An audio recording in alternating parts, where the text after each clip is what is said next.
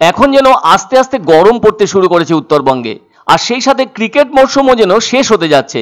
কিন্তু হলে কি হবে, সেই পিচ ঠিক রাখার জন্য জেলা ক্রীড়া সংস্থার পক্ষ থেকে ব্যবস্থা নেওয়া হয়েছে।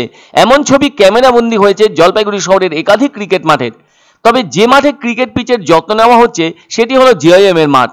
আসলে পিচ হলো ক্রিকেটের গুরুত্বপূর্ণ বিষয়। এই পিচ যথাযথ অবস্থায় না থাকলে খেলার মান নষ্ট হয়ে যাবে। এবারে উত্তরের যে আবহাওয়ার অবস্থা তার সাথে দক্ষিণবঙ্গের আবহাওয়া সেভাবে মিল নেই, তাই ক্রিকেট পিচের যত্নের বিষয়টি ময়েশ্চারকে মাথায় নিয়েই করতে হবে। জলপাইগুড়িতে এই মার্চে দিনের বেলায় সূর্যের তাপ লক্ষ্য করা গেলেও সন্ধ্যের পর থেকে ঠান্ডা ভাব বিরাজ করে। এর ফলে সারা রাত ক্রিকেট পিচ খোলা আকাশের নিচে থাকায় মাটিতে ময়েশ্চার থাকবে, সেটাই তো স্বাভাবিক। তাই সেই ময়েশ্চারের বিষয়টিকে খেয়াল রেখে পিচের ওপর কি ধরনের রোলার ব্যবহার করা যাবে সেটা ঠিক করতে হবে। অনেক সময় এ ধরনের ময়েশ্চারের কারণে পিচটার ভেতর উঁচু উঁচু ভাব দেখা যেতে পারে। যদি তা দেখা দেয় তাহলে সকালের দিকে হেভি রোলার ব্যবহার করতে হয়, কারণ পিচের অসমান অবস্থাকে সমান করতে হবে। এরপর ওই পিচে যদি এদিনই খেলা থাকে তাহলে খেলার আগে ঠিক আরেকবার হালকা রোলার দিতে হবে। ক্রিকেটের পিচ ম্যাচের ছন্দকে স্বাভাবিক রাখতে কিন্তু সুবিধে করে দেয়। পিচ তৈরির সময় তো প্রথম অবস্থায় পিচের মাটিতে ঘাস লাগানো হয়ে থাকে, যা কিনা পিচের প্রয়োজনে। তবে ওই ঘাসগুলো এক সময়ে অনেকটা করে ছেঁটে ফেলা হয়।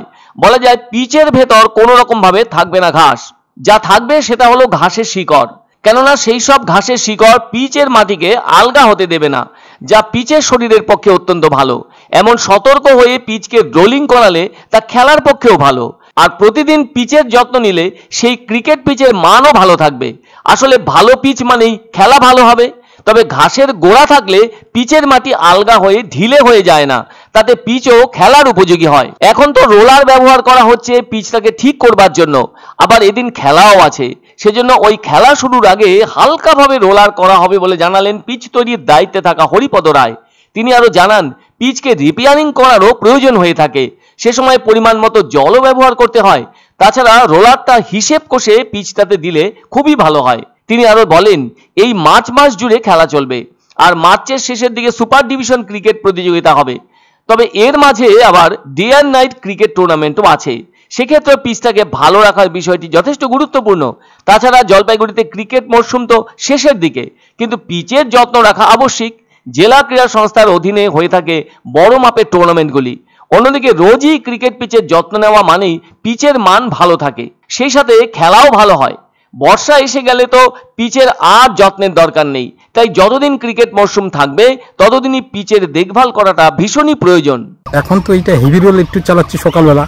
এই যে আজকে যে খেলাটা হচ্ছে আমাদের সুপার ডিভিশন, হ্যাঁ, পিচটা যাতে ভালো হয়, যাতে বল উঠে পিচটা হাট করার জন্য সকালে আমরা এই হাট একটা প্রেসার রোলটা দিচ্ছি। পছন্দসই সেরা খাবার খেতে হলে সোজা চলে আসুন রুচিসম্মত আধুনিক মানের রেস্টুরেন্ট রাজদরবারে। কেননা এখানেই আপনারা পাবেন ভোজনের রাজকীয় অনুভূতি। শুধু পুজোর সময়ই নয়, সারা বছরই রকমারি খাবার সরবরাহ করাই এই রেস্টুরেন্টের আভিজাত্য। আমাদের ঠিকানা রাজদরবার, রাহুতবাড়ি, বাবুপাড়া, জলপাইগুড়ি। এক অন্য অনুভূতির স্পর্শ পাওয়া যায় রয়কো ব্র্যান্ডের গেঞ্জি ও জাঙ্গিয়ায়। তাই ছোট বড় সবার পছন্দ রয়কো গেঞ্জি ও জাঙ্গিয়া। প্রস্তুতকারক জয়মনি হোশিয়ারি, কলকাতা।